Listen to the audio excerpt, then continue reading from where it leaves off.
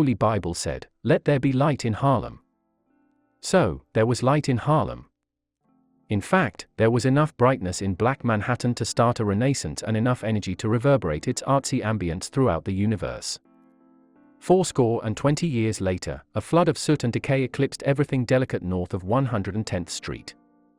From this dirt, God formed some of the world's most complex and unique hustlers. Although their lives proved tragic, their everlasting stories served Hollywood's agenda. Men like Bumpy Johnson, Frank Lucas, and Azie Faison found their timeless lives romanticized on the big screen thanks to films like Hoodlum, The Godfather of Harlem, American Gangster, and Paid in Full, respectively. Faison, played by Wood Harris in Paid in Full, wrote the film's original screenplay.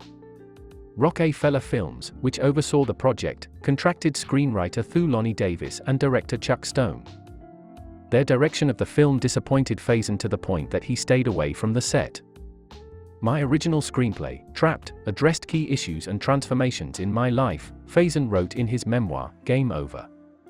It also explored the complexity of life as a hustler. Paid in Full fell short in these areas. It isn't known what, if any, role Jay-Z played in Paid in Full, but Hov ironically rapped on Streets is Talking.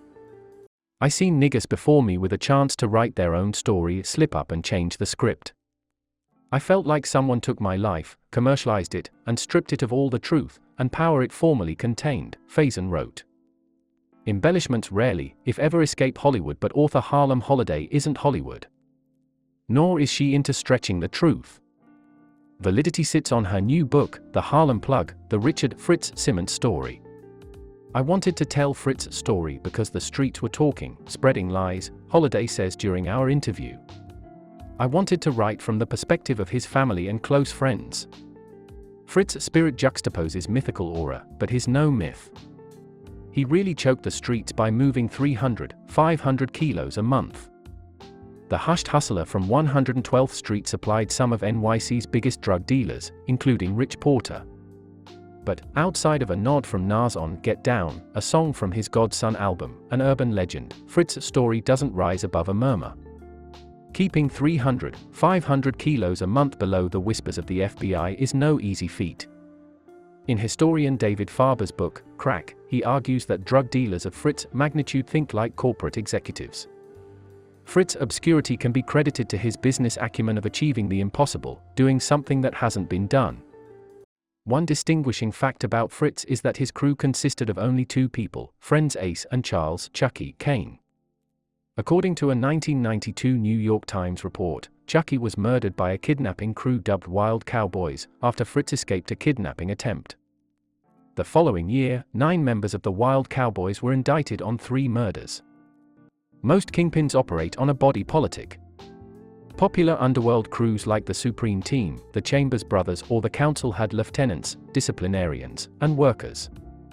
Many drug organizations ran 8, 12-hour work shifts, morning, afternoon and night, and workers received their pay at the end of the work week.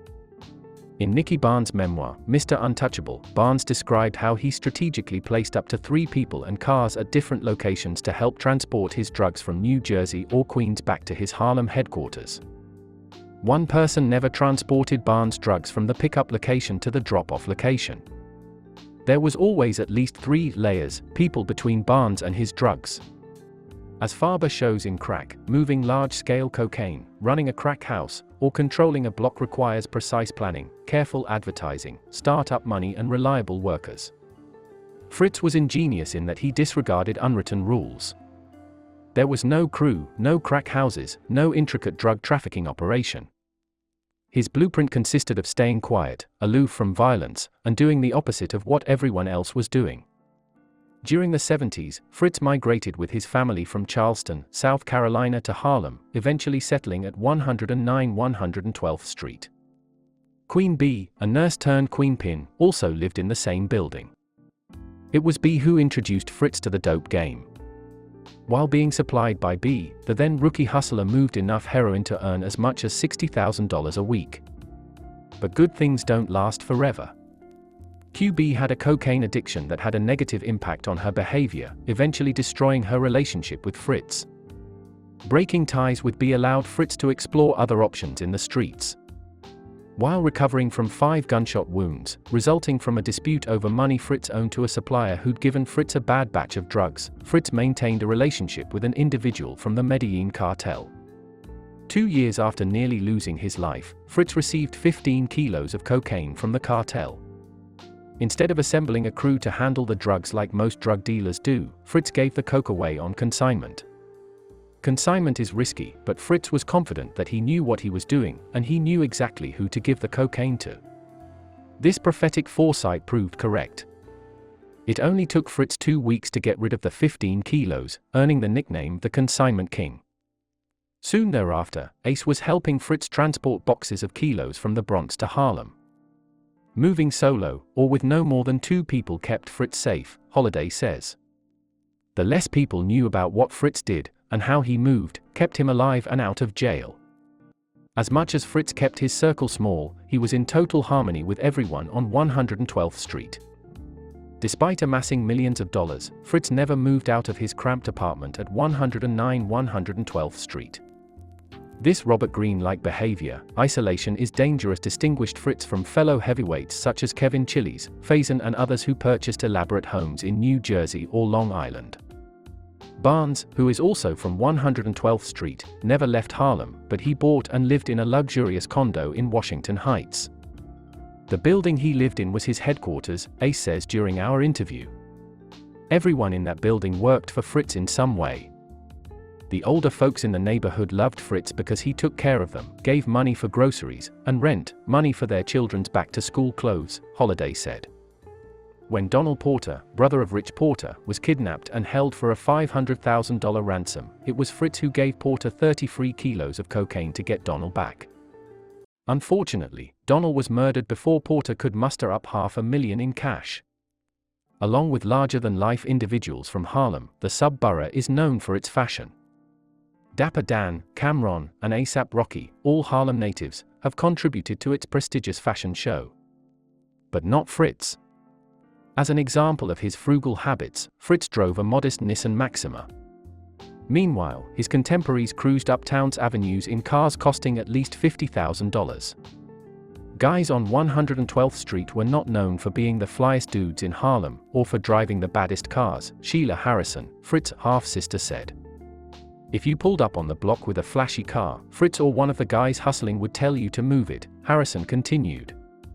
Fritz's low-key behavior didn't stop wolves from attempting to eat off his labor. Robbery and extortion crews such as Preacher's Crew, Lynch Mob, and Wild Cowboys instilled fear into Harlem's underworld.